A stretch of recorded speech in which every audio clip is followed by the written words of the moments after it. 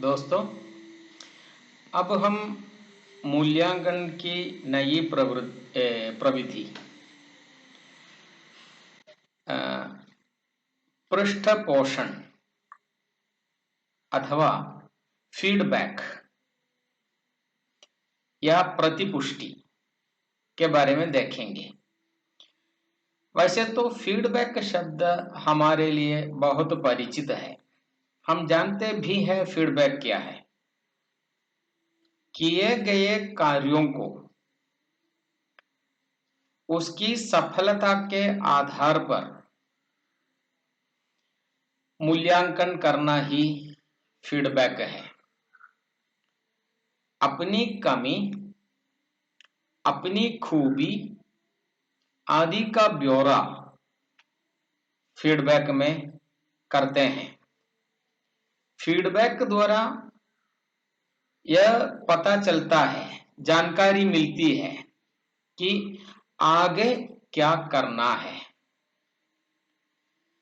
किए गए कार्य के आधार पर फीडबैक होता है।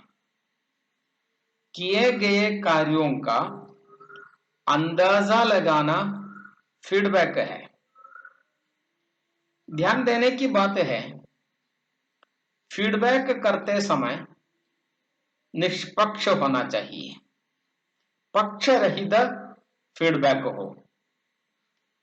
सुधार कार्य के लिए अत्यंत सहायक है फीडबैक। शिक्षा में गुणवत्ता बढ़ाने के लिए फीडबैक अनिवार्य है और अत्यंत सहायक भी है। फीडबैक में मुख्यतः दो कार्य होते हैं। एक, छात्र को अध्ययन करने के संबंध में उपयोगी निर्देश प्रदान करता है फीडबैक। आगे क्या करना है, छात्र को निर्देश देने के लिए फीडबैक सहायक है। छात्र को भावी अध्ययन के लिए अभिप्रेरणा देना भी फीडबैक का काम है। यह मूल्यांकन की अत्यंत उपयोगी प्रविधि है। आकलन और फीडबैक में अंतर है। आकलन केवल कहां स्थित है उसे देखता है। फीडबैक में सुझाव कार्य भी होता है। फीडबैक केवल किए गए कार्यों का मूल्यांकन होता है फीडबैक से, जिससे आगे किस प्रकार व्यवहार करना है, आगे किस प्रकार परिवर्तन करना है, उसके लिए सुझाव भी मिलते हैं। हम जानते हैं, कमियों की जानकारी होने से सुधार कार्य संभव होता है।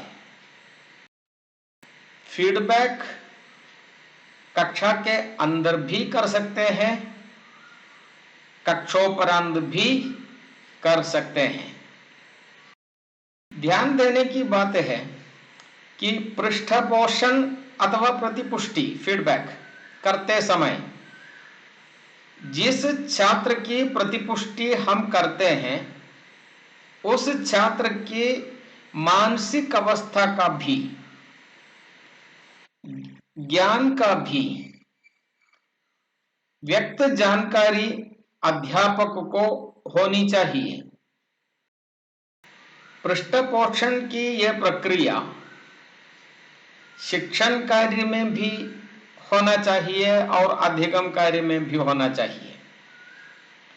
अधिगम कार्य में पृष्ठपोषण करने से, फीडबैक करने से छात्र की अधिगम प्रक्रिया में सुधार होती है। शिक्षण कार्य में पृष्ठपोषण करने से अध्यापक के शिक्षण कार्य में सुधार होता है। दोनों कार्य में, अध्यापन कार्य अथवा शिक्षण कार्य हो या अधिगम कार्य हो